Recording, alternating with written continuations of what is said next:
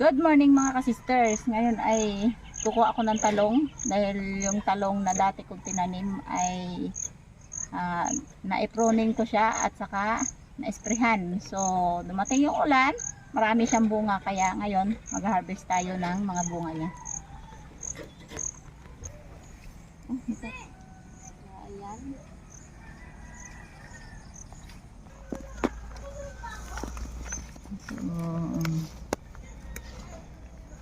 Yan, hila-hila lang yan. Hindi na kailangan ang gupit-gupit. Yun naman talaga ang pag-harvest ng talong dito. Hindi mo na kailangan gupitin. Hindi, hinihila lang. Ang dami nito. Puno tong basket na to. Nagkataon siya na dumating si ulan. Binigyan tayo ng bunga niya na panibago. Okay.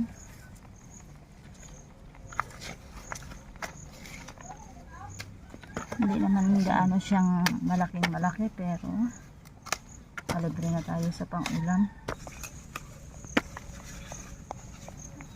Yung malalaki lang ang kunin natin. Nag-ulan.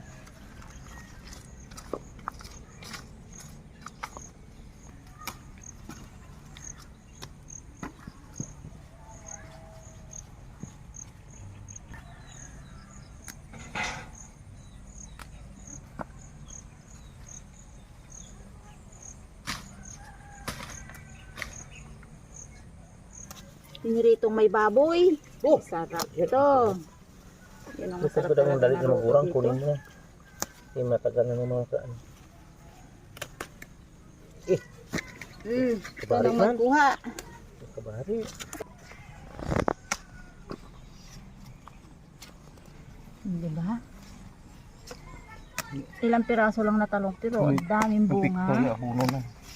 Tapos ayan.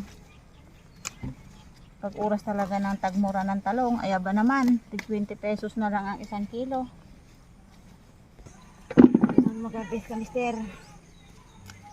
Hingal ako. Kalo kaya gusto mo ya? Mga sipunan to, sige loro. Mabuti pang langgam, nagpangagat.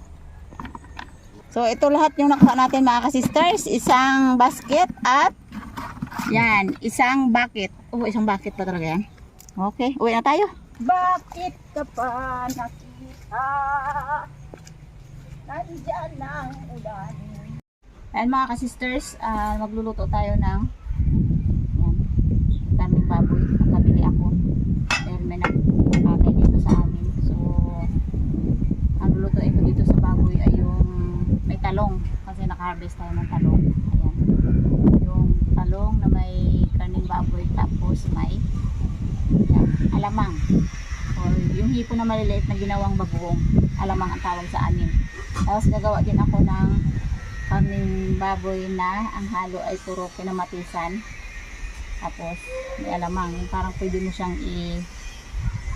i-stack.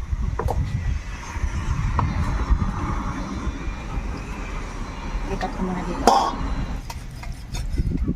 yung mga buto-buto ng kaming baboy na to ay lulutuin natin to na may halong sabaw.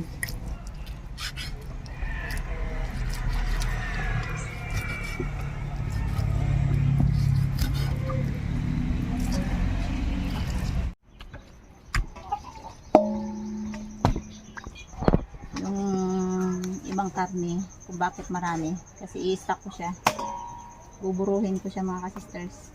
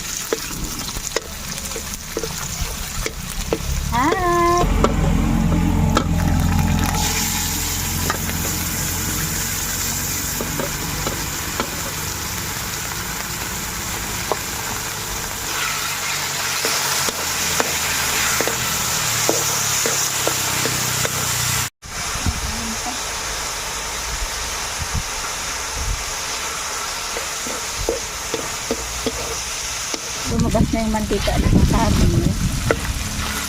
Iluluto natin dito yung kamatis. Yan, lutuin natin mabuti ang kamatis hanggang sa madurog.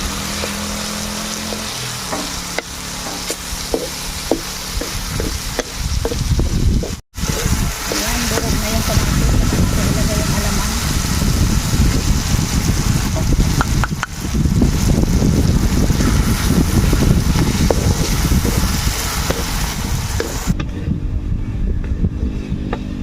Pang matagalan to eh.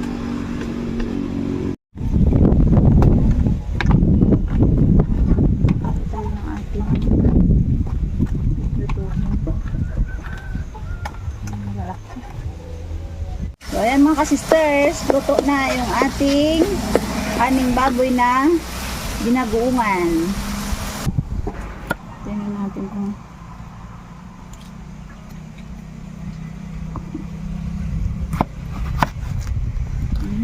ayos pa.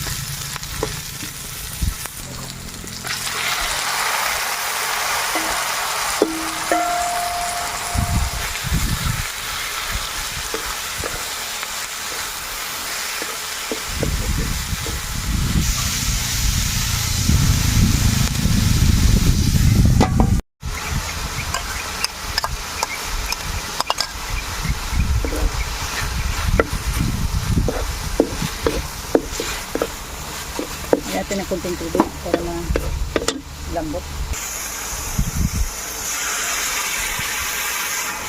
Magdaiga yung mamaya.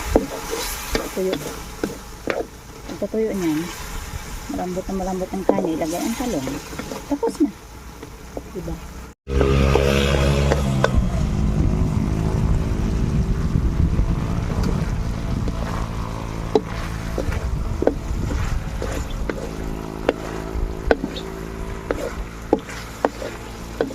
Okay mga ka-sisters, nakatapos din kami magluto at kakain na. Ayan, sobrang aga pa yung aming hapunan. Kailangan maagang kain. Okay, pray. Maraming salamat. Amen. Kain mga ka-sisters. Daw, puro sabaw din na. Ako lang gulay. Taba yan kay mama mo. Ito. Kailangan talaga may kanin yung ulam na yan kasi yan ay may bagoong. Kanin mo lang. So ako naman, more on karne. Ay, hindi naman sisira. Pang low carb talaga yung luto ko na yan kasi yan ay Uroy. niluto ko sa taba ng baboy. Kaya mag-minimize kayo. Dandahan lang. Thank you.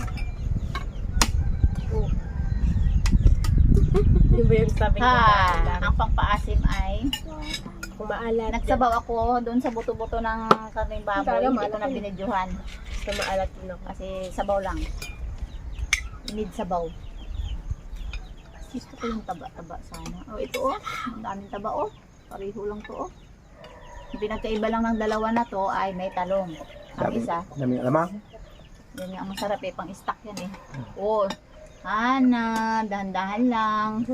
Gutom si Hana. Nainit yung bunganga. Oh, di ba masarap? Inatog ka na. Ha? Bigla magkain. Pag masarap talaga si Hana, pag masarap talaga ang ulam si Hana, ano. Ako malaman niya yung sa aking expression. Wow. Ano? Yung pasay mo, taba sa ako kuha na sa. Ano mong buto-buto dito? Wala tayong lagay ng sabaw ah. Sarap maghigop. Wala kung kuha ng lagay ng sabaw. Masarap. Tama lang lasa. Bitin ang kanin natin. Kuan hay. Pag-init mo.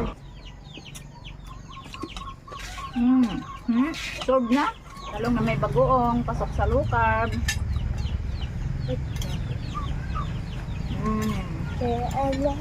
Yung mga mag-edit nito, kaya ako si Aya, para hindi natin ito. Masarap. Hindi ah. Tingin lang ako sa'yo.